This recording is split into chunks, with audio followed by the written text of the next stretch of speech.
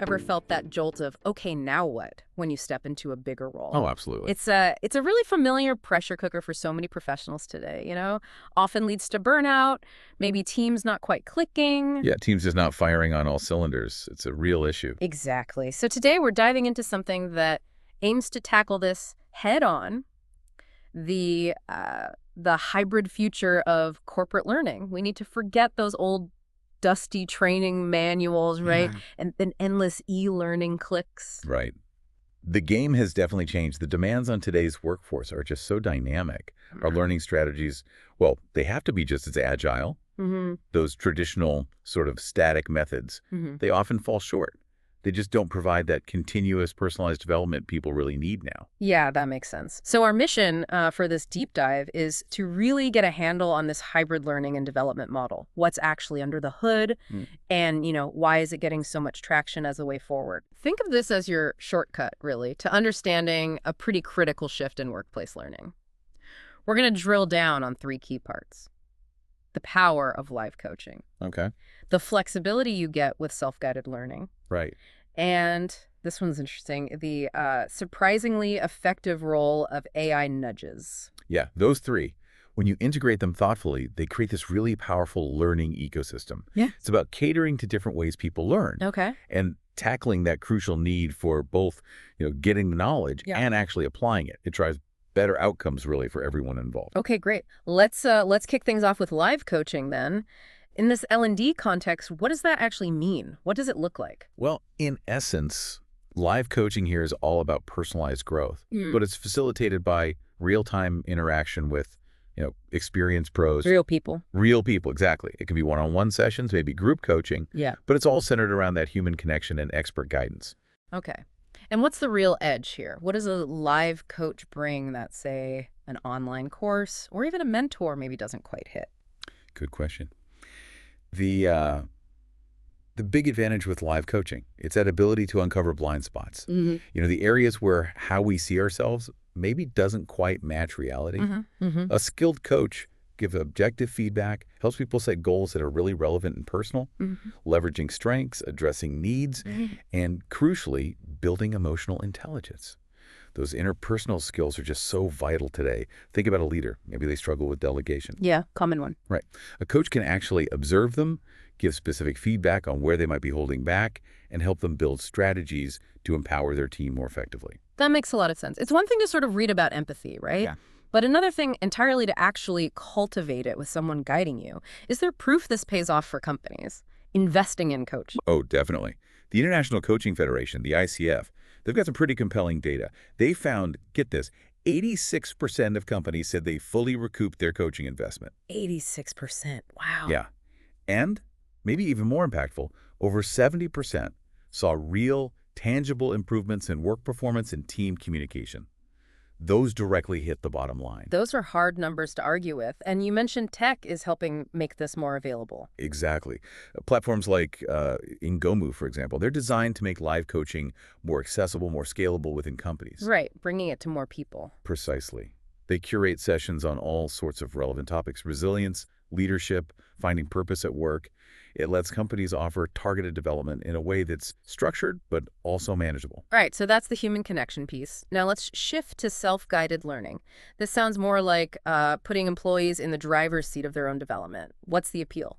The big draw, really, is autonomy. It lets employees learn how they learn best and when it fits into their, often crazy schedules. Flexibility. Total flexibility. They can dive into topics that are relevant right now for a current challenge or maybe something for their future career goals. And they can revisit stuff whenever they need to really let it sink in. Like someone needing to quickly learn new software. Exactly. Self-guided modules let them focus just on the features they need, right when they need them. We've definitely seen the boom in platforms like Coursera, edX, out there in the wider world. Is that reflecting a similar desire for this flexibility inside companies too? Absolutely. The huge uptake of those platforms shows people want learning experiences where they're in control. But in a corporate setting, it's really important that this self-exploration isn't just, random. Right, it needs some direction. It needs to connect back to the company's goals and the person's actual role. So platforms like Ingomu often handle this by integrating the self-guided stuff with development goals that might have come out of, say, a coaching session.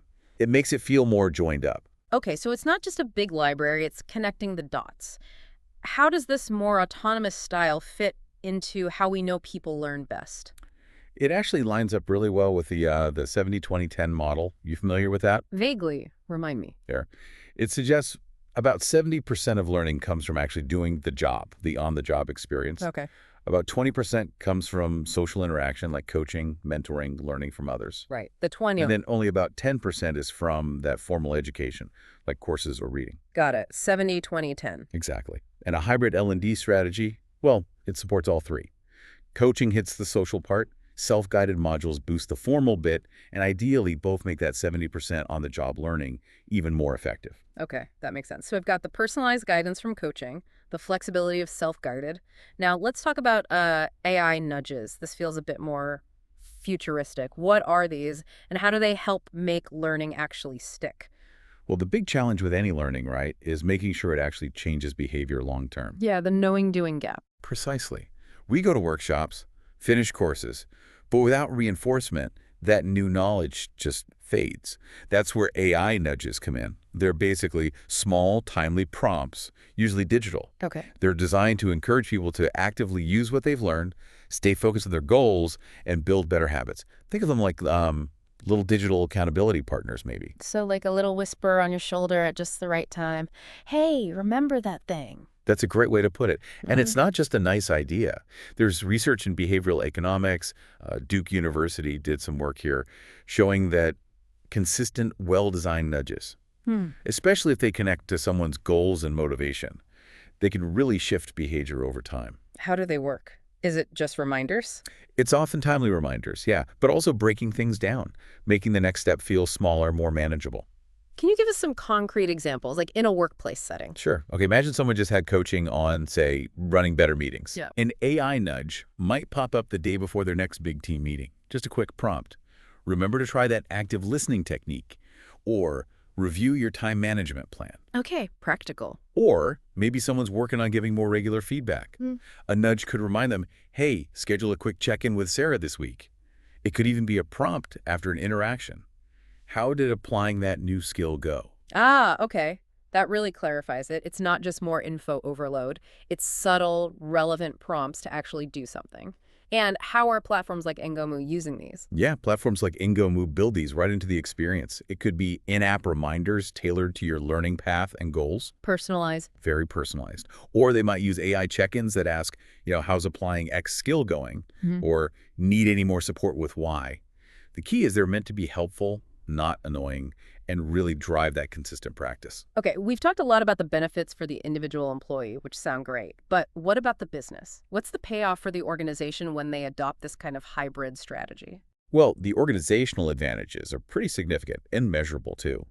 One of the absolute biggest is better employee retention and engagement. Okay, keeping good people. Exactly. When people feel the company is genuinely investing in their growth, giving them good, diverse ways to learn, they just feel more valued, more motivated, more likely to stick around.